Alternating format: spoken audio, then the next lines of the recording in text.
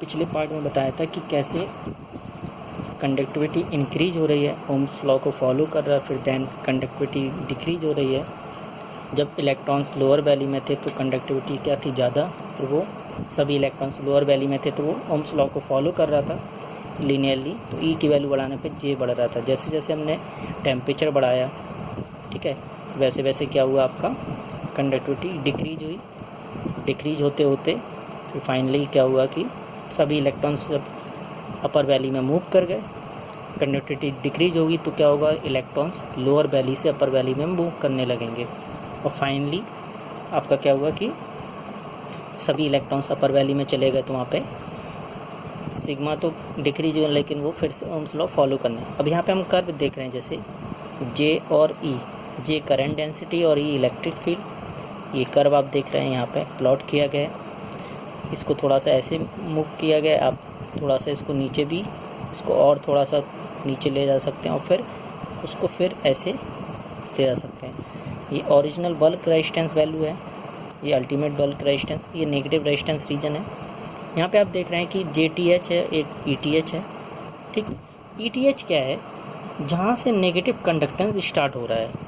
ETH क्या है, ये थर्मल आप बोल सकते हैं एनर्जी है, ठीक है, तो सॉरी थ्रेशोल्ड एनर्जी, थर्मल नहीं, थ्रेशोल्ड एनर्जी है, जहाँ से क्या है कि स्टार्ट हो रहा है नेगेटिव रेजिस्टेंस या नेगेटिव कंडक्टेंस रीजन। ये आप देख सकते हैं, ठीक। यहाँ पे JTS लिया गया, थ्रेशोल्ड J की वैल्यू, ठीक। EL क्या है, EL लोअर वैली में एनर्जी है, लोअर वैली के लिए, ठीक है। यहाँ पे आप EL या EM भी लिख सकते हैं। तो यहाँ पे जब हम बात कर रहे हैं यहाँ तक, तो EL या EM, इसका मतलब ये है कि यहाँ पे क्या होगा, मैक्सिमम इलेक्ट्रिक फील्ड है, मैक्सिमम इलेक्ट्रिक फील्ड है, जहाँ तक ओम्स लॉ क्या कर रहा है, फॉलो कर रहा है। तो यहाँ तक क्या है, ओम्स लॉ फॉलो करेगा, ठीक है। तो ई की वैल्यू मैक्सिमम होगी यहाँ पे, जहाँ तक क्या ओम्स लॉ फॉलो करेगा। फिर ये ट्रांजिट रीजन आएगा, उसके बाद क्या है, ये नेगेटिव कंडक्टेंस रीजन, जहाँ पे सिग्मा की वैल्यू कम होने लगी। तो इसके बाद आप देखेंगे, क्योंकि सभी इलेक्ट्रॉन जब लोअर वैली में थे तभी वो क्या है, ओम्स लॉ को फॉलो कर रहा था, ये मैंने आपको बताया था। तो सभी इलेक्ट्रॉन्स लोअर वैली में थे तो वो ओम्स लॉ फॉलो कर रहा था। ये आप देख सकते हैं, देखिए ये क्या है, एक लीनियरली लाइन है, यानी ई की वैल्यू जैसे जैसे बढ़ा रहे हैं हम, जे की वैल्यू क्या है, लीनियरली बढ़ रही है, जो कि ओम्स लॉ को फॉलो कर रहा है। इसके बाद क्या होगा, इलेक्ट्रॉन्स जो है लोअर वैली से अपर वैली में जाना स्टार्ट कर देंगे, ठीक है। यानी लोअर वैली से वो ट्रांसफ़र होंगे किस में, अपर वैली में, ठीक। तो स्लोप क्या होगा, डाउन होने लगेगा। आप यहाँ पे देख सकते हैं कि ये ट्रांजिट रीजन के बाद ये स्लोप डाउन हुआ, इसीलिए, ठीक है। तो ETH मैंने आपको बता दिया। तो जैसे जैसे ETH है, ठीक है, थ्रेशोल्ड एनर्जी। इसके बाद जैसे जैसे हम E बढ़ा रहे हैं, J की वैल्यू क्या हो रही है, कम हो रही है, आप देख सकते हैं, ठीक। J की वैल्यू कम हो रही है। ये वाला जो रीजन है, ये इसको हम J = sigma E Ohm's law को फॉलो करेगा। और ये वाला भी रीजन है, वो क्या है, J = सिग्मा E, ये भी फॉलो। यहाँ पे हम सिग्मा को हम कुछ और मान सकते हैं, ट्रिपल डैश मान लीजिए, क्योंकि यहाँ कंडक्टिविटी कुछ और होगी, यहाँ पे ज़्यादा होगी, यहाँ पे कम होगी, इसीलिए मैंने आपको बताया। देखिए ये वाला कर्व आप देख रहे हैं ज़्यादा है ना, और ये कर्व है आप देख सकते हैं कम होगा। या हम इसको ऐसे नीचे ले जाते तो इसकी वैल्यू भी क्या होगी, कम होगी। कर्व कम क्यों है, क्योंकि यहाँ पे क्या कंडक्टिविटी ज़्यादा है, लेकिन ये ओम्स लॉ को फॉलो कर रहा है, ठीक है। अब यहाँ पे हम देखेंगे कि अब ओम्स लॉ को ये फॉलो कर रहा है। ओम्स लॉ को कौन सा फॉलो करता है रीजन, एक तो ये एक है, वो स्टेबल रीजन होता है। जो ओम्स लॉ को फॉलो करता है वो स्टेबल रीजन होता है, और जो ओम्स लॉ को फॉलो नहीं करता वो अनस्टेबल रीजन होता है। ये वाला रीजन जो नेगेटिव रेजिस्टेंस रीजन है, या यहाँ पे हम बोल सकते हैं नेगेटिव कंडक्टिविटी रीजन, ठीक है। ये ओम्स लॉ को फॉलो नहीं कर रहा है, क्योंकि यहाँ पे ई की वैल्यू हम बढ़ा रहे हैं तो जे की वैल्यू क्या हो रही है, कम हो रही है। तो ये अनस्टेबल रीजन है, ठीक। ये वाला रीजन क्या होगा, नेगेटिव रेजिस्टेंस रीजन या नेगेटिव कंडक्टिविटी रीजन आपका अनस्टेबल रीजन होगा, ठीक है। ये स्लोप मैंने आपको बता ही दिया, कम है, क्योंकि यहाँ पे सिग्मा की वैल्यू क्या है, कम है। अब हम बात करते हैं कि जैसे ऑसिलेटर, आपको ध्यान होगा ऑसिलेटर में क्या होता है, जब हम पॉजिटिव फीडबैक लगाते हैं तो अनस्टेबल होता है नहीं।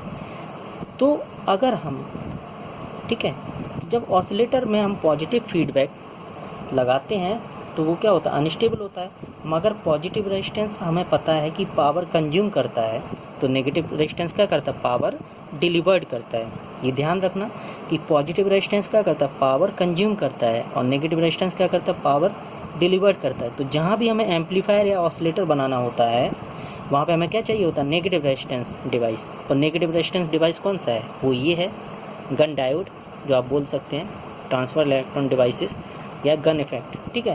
तो जहाँ भी हमें एम्पलीफायर या ऑसिलेटर बनाना होता है वहाँ पे हमें क्या चाहिए, नेगेटिव रेजिस्टेंस डिवाइस। और नेगेटिव रेजिस्टेंस डिवाइस कौन सा, ये है, ठीक है। तो ये पॉसिबल लेकिन कब होता है, ये पॉसिबल होने की भी एक कंडीशन है कि ये तभी पॉसिबल होगा जब कंडक्शन बैंड में, ध्यान रखना, कंडक्शन बैंड में नंबर ऑफ इलेक्ट्रॉन्स क्या हो, फिक्स हो, ठीक है।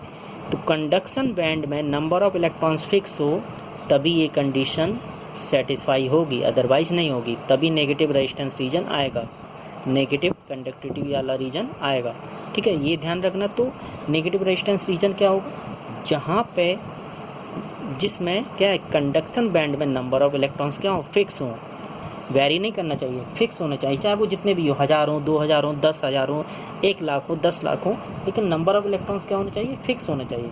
तो जैसे जैसे हम ई बढ़ाते हैं सिस्टम की एनर्जी भी बढ़ेगी और इलेक्ट्रॉन्स क्या है, लोअर वैली से अपर वैली में जंप करने लगते हैं, ठीक है। तो जैसे जैसे हम इलेक्ट्रिक फील्ड बढ़ाएंगे सिस्टम की एनर्जी बढ़ेगी, तो जो इलेक्ट्रॉन्स है लोअर वैली से क्या है, वो अपर वैली में मूव करने लगते हैं, ठीक है। यही था। तो आई होप आपको समझ में आ गया होगा। ये कर्व भी जो मैंने बताया था आपको स्टार्टिंग में, J = सिग्मा ई, ओम्स लॉ फॉलो कर रहा है, ठीक है। ये ट्रांजिट रीजन आया, फिर जैसे जैसे हमने देखा टेम्परेचर बढ़ाया, क्योंकि यहाँ के बाद क्या है, इलेक्ट्रॉन्स मूव करना स्टार्ट कर गए अपर वैली में। जैसे जैसे हमने टेम्परेचर बढ़ाया तो या सप्लाई बढ़ाएंगे तो क्या होगा, आपके इलेक्ट्रॉन्स हैं लोअर वैली से अपर वैली में जाएंगे तो कंडक्टिविटी डिक्रीज होती जाएगी। वो ये दिखा रहा है कि सिग्मा डाउन हो रहा है, तो वहाँ पे सिग्मा डाउन होगा तो J की वैल्यू भी क्या हो जाएगी, डिक्रीज हो जाएगी, ठीक है। और फिर और डिक्रीज होगा, और टेम्परेचर बढ़ाएंगे तो सिग्मा आप देख सकते हैं और डिक्रीज हो गया, यानी J की वैल्यू और कम हो गई। और फिर क्या होगा कि जब सभी इलेक्ट्रॉन्स लोअर वैली से अपर वैली में चले जाएंगे तो फिर क्या होगा, फिर से वो ओम्स लॉ को फॉलो करेगा, J = सिग्मा ई लीनियरली। लेकिन यहाँ पे कर्व कम होगा क्योंकि कंडक्टिविटी क्या होगी, कम होगी, इसीलिए, ठीक है। अब हम एक डिस्कस करते हैं केस कि यहाँ पे मैंने आपको बताया था, आपको ध्यान होगा, यहाँ पे मैंने आपको बताया था कि डेल्टा ई की वैल्यू क्या होनी चाहिए, डेल्टा ई की वैल्यू है वो ज़्यादा होनी चाहिए किससे, थर्मल एनर्जी कितनी होती है, 0.026 इलेक्ट्रॉन वोल्ट। मान लीजिए यदि डेल्टा ई की वैल्यू लेस देन होती, ठीक है, ध्यान रखना, यदि डेल्टा ई की वैल्यू लेस देन होती थर्मल एनर्जी से, यानी 0.026 इलेक्ट्रॉन वोल्ट से, तो हम क्या है, इलेक्ट्रिक फील्ड मत इंक्रीज करो, ठीक है, रूम में रख देते डिवाइस को, रूम का टेम्परेचर बढ़ता तो अपने यहाँ पे इलेक्ट्रॉन्स क्या है, लोअर वैली से अपर वैली में जाना स्टार्ट कर देते। तो इलेक्ट्रिक फील्ड अप्लाई करने से नहीं हुआ, ये इलेक्ट्रिक फील्ड अप्लाई करने से नहीं बढ़ा, ये वो कैसे हुआ, वो रूम के टेम्परेचर बढ़ने से हो गया। इसीलिए हम क्या करते हैं कि जो डेल्टा ई की वैल्यू है वो ज़्यादा होनी चाहिए आपकी किससे, थर्मल एनर्जी से, ठीक है।